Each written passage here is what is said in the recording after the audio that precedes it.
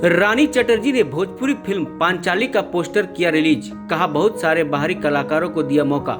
Actress रानी चटर्जी ने अपनी आने वाली भोजपुरी फिल्म पांचाली का पोस्टर सोशल मीडिया अकाउंट पर शेयर किया।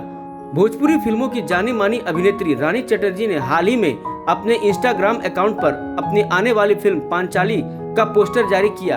एक्ट्रेस रानी चटर्जी ने फिल्म के पोस्टर के साथ लिखा, नागिन के बाद फिर एक बार मेरे पसंदीदा डायरेक्टर राजकुमार पांडे जी के साथ मेरी आने वाली फिल्म पांचाली का पहला लुक आज रिलीज हुआ है।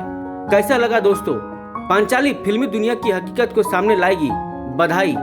मुझे ये बताते हुए खुशी हो रही है कि इस फिल्म में बहुत से कलाकारों को ब्रेक दिया गया है जो बाहर से आए हैं। राजकुमार जी ने हमेशा नए कलाकारों को मौका दिया है।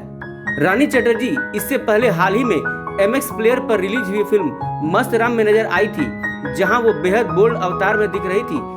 एक इंटरव्यू के दौरान जब रानी से उनके वेब सीरीज में दिए गए हॉट सीन्स के बारे में पूछा गया तो एक्ट्रेस ने कहा था, ऐसे सीन कहानी की मांग थी।